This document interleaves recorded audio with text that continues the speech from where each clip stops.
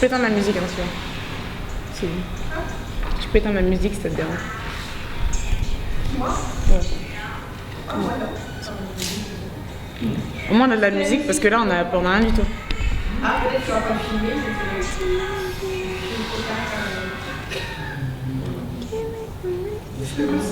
Merci.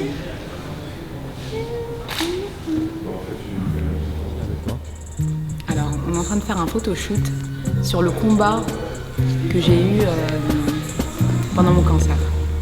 Le avant, le pendant, le après. La représentation de la maladie et surtout ce que ça représente pour nous les femmes. Le combat, le parcours, c'est quelque chose de très, très intense et qui change la vision des choses. C'est ce qu'on essaye de montrer et de représenter aujourd'hui. Je procède à la pose de la perruque. La perruque. Je suis en train de... Il est en train de me scotcher les fesses. De faire la partie sombre, là où elle apprend la nouvelle, et je pense que cette partie-là, c'est une des plus complexes. Alors j'étais mariée, j'ai 2 enfants et un business qui allait exploser, tout devant moi, l'avenir devant moi, la joie de vivre, toutes ces années de jeunesse, ma vingtaine, et après à 27 ans, on m'a appris que j'avais un cancer. Et là tout se bouleverse et tout change. Et tout est brisé. Il faut tout reconstruire et recommencer à zéro. Et c'est ce que cette photo essaie de représenter. De l'autre côté aussi? Ouais, c'est Je ne comprends pas. Tu as tout. En une fraction de seconde, tu perds tout. Tu perds ta vie, tu perds les gens que t'aimes, que tu pensais qui t'aimaient. Et c'est le combat le plus dur que j'ai eu à vivre. Et tous les matins, je me lève en me disant, tu vis comme si c'était pas le dernier jour. Comme si c'était le dernier jour, mais c'est pas le dernier jour parce que tu as tellement de belles années à vivre. Et tu te lèves et tu fais.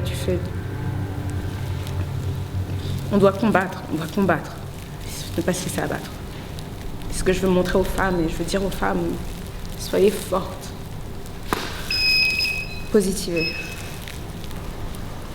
Et acceptez-vous avant que les autres vous acceptent.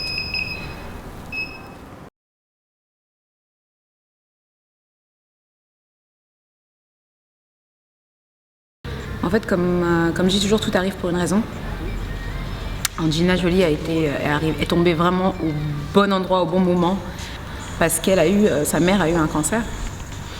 Et du coup, j'ai ma grand-mère qui a eu un cancer aussi. Donc ma mère a dit, écoute, viens, on va quand même vérifier, on va voir. C'était une coïncidence, parce qu'on te dit, ça a changé ma vie. Ça a changé ma vie, ça m'a sauvée. J'aurais pas fait ça, je serais rentrée et je serais morte. 6 mois après. Donc il y a 3 étapes. La première étape, c'est la chimio. Après, chaque cancer, c'est du cas par cas. Donc la première étape pour moi, c'était la chimio, parce que ma tumeur était tellement grosse qu'il fallait la faire rétrécir d'abord. Et du coup, donc j'ai fait 10 séances de chimio. On est sur la partie soins, hôpital, chimiothérapie, médicaments, injections, empoisonnement, perte de cheveux, perte de repères. C'était 1 an et demi de combat. 1 an et demi de combat, ouais. Entre les chimios, la mastectomie et la radio, ça m'a duré 1 an et demi. Il y a un verset ici. Et ça a tout de suite marché? Il y a eu une rémission dès le début ou Alors, pour le cancer, j'ai eu de la chance. Mon docteur a tapé fort, elle m'a doublé les doses. Puisque quand on est jeune, le cancer est beaucoup plus agressif. Les cellules sont plus jeunes, donc elles se multiplient très rapidement. Le cancer, il était déjà dans mon bras. On m'a enlevé les ganglions en bas du bras. Après, ça passe par les ganglions et ça se métastase, c'est-à-dire ça va partout dans le corps. Donc on a dû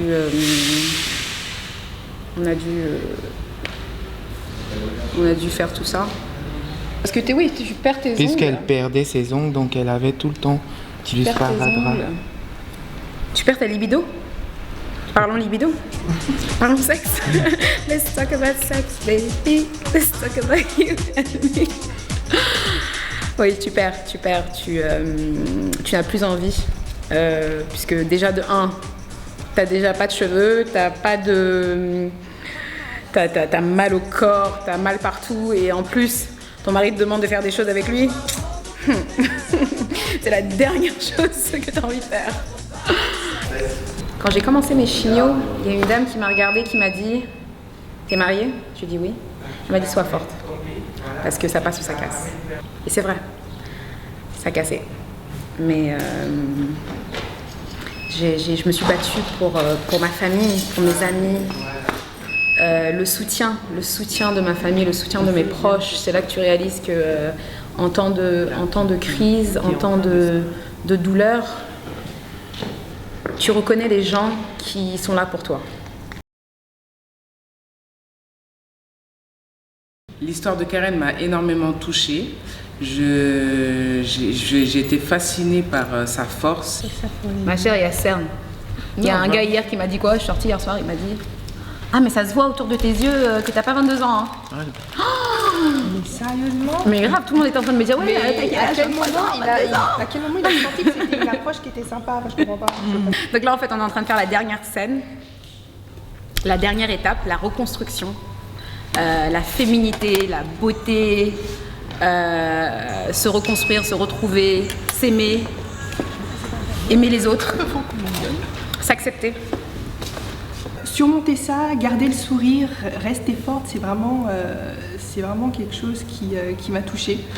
Se dire qu'on peut réussir à surpasser tout ça et garder de l'espoir. Moi j'ai la Rolex, hein, j'ai pas besoin de jet privé. Merci mon cousin. Merci, je t'aime aussi. La famille est gentille, hein.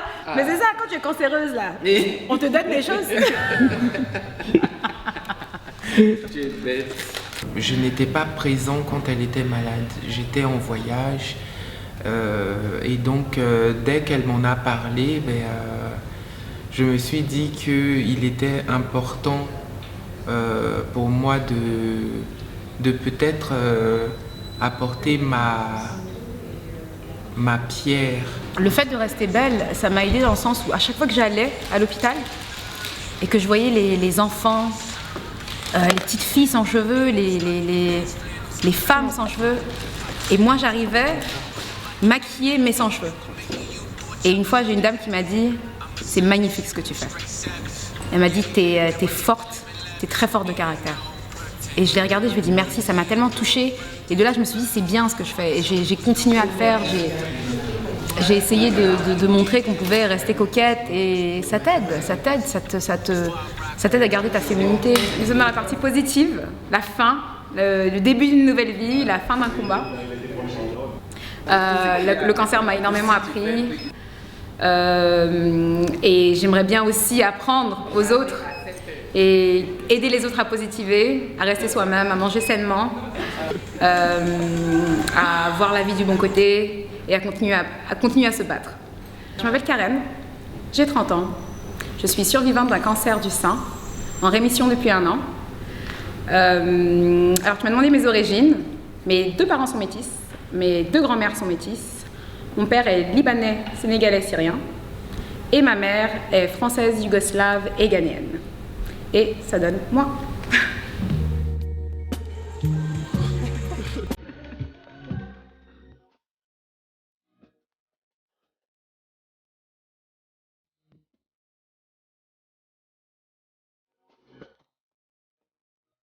so tired of playing with this bow and arrow. Gonna give my heart away, leave it to the other